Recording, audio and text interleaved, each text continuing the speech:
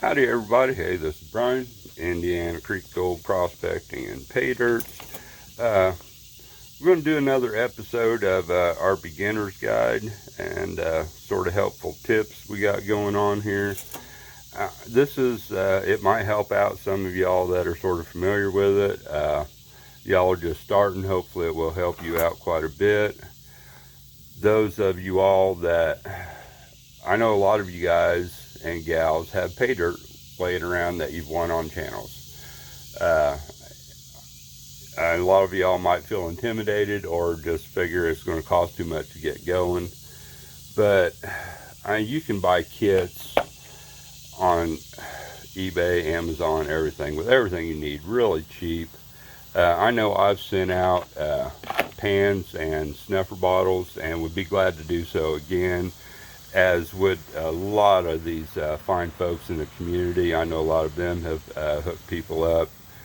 But yeah, y'all want to get started and you need the stuff to do it, let me know. We'll get you hooked up with something. But anyway, we're going to go over classifying this time. And I mean, most of the guys you see on here have fancy classifiers. This is the only one I bought, and I don't know, they're sort of expensive to me. I forget what I paid for it, but yeah, you can get by. I mean, this is an old colander my mom had, and yeah, I bought this 1/4 inch. I go from quarter to, I call this eighth, and eighth to kitchen strainer, and then kitchen strainer, you know, classify it out. And the main reason you do this, if you're doing 4 ounces of pay dirt, it doesn't matter so much. I mean, depending on the material and the gold, what this does, it separates it. A lot of times if you're throwing material in, you know, with 1/4 inch or bigger stuff, you know, down to really fine stuff, there's a really good chance you're going to lose some gold. The bigger stuff, like especially the flakes, they'll get sort of wedged in between the rocks and stuff and not want to settle. If you've got heavies in there, garnet sands, magnetics, non-magnetic black sands, in the best of times when you have stuff classified, the gold doesn't want to settle through that stuff. So there's really good chance to lose gold, and I find it a lot more enjoyable. I mean, I really do, classifying it. But yeah, let's get to it. Once again, we'll use a Vendetta bag here, and it's got a couple pounds of material, which is good for what we're doing. It was a bag that was out here on the table, so I sort of went with it, so it happened to go in and get down in the cabinet. So yeah, like I said, 1/4 inch, 1/8 inch kitchen strainer, and one of my handy dandy coffee containers, which there are lots of those around. I'll probably pan this off, put a lid on there, and forget what the hell it is on down the line. But anyway, I said this has got mostly real small material, but let's do a little bit at a time here. We'll set this, see? Put that bigger stuff in that. And this is sort of designed really good because it holds stuff here and funnels it all through those holes there at the bottom. I find it works great. I'm going to go ahead and grab another little bitty pan here for that stuff. I really need to clean this table off again. And now, and I do this over a pan usually. I mean, I really don't try to throw gold on the table for future tabletop prospecting, literally, episodes. But I'm going to toss this stuff in this pan, and we'll just rinse and repeat here.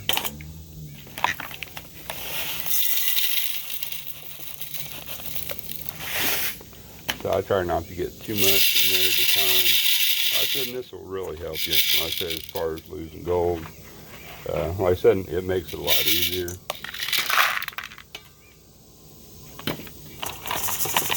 And it don't take a lot of time, very little money. I mean, even if you go, just say minus and plus and minus kitchen strainer, it will help you a lot when getting that real fine gold out of there. You won't lose as much.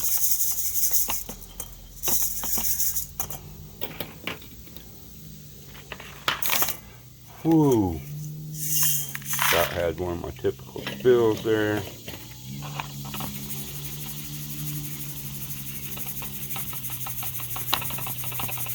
I said you can do this for a really minimal amount.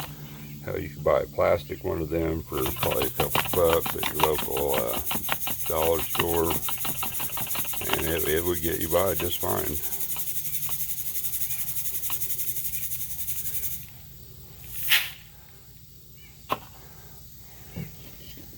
And you can let this hobby get into a lot of money,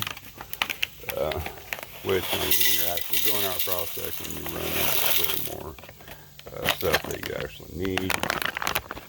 But as far as getting pay dirt at home, you can do it really, really cheap. We was down the creek the other day, and I watched Ron F. swirling around cons that was in the bottom of a 5-gallon bucket, and he could have very well panned that stuff back in that. So, not that I recommend that when you're first starting out, but yeah, like I said, you don't have to get fancy at all.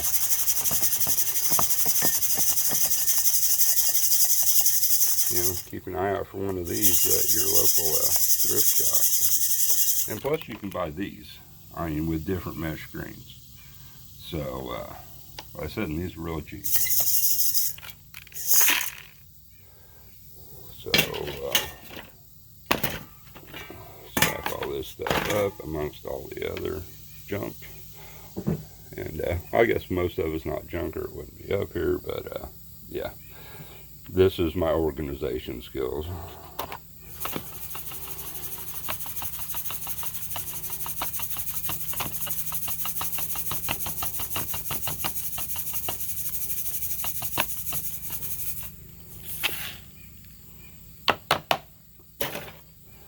Drop the mic time. There you have it, folks.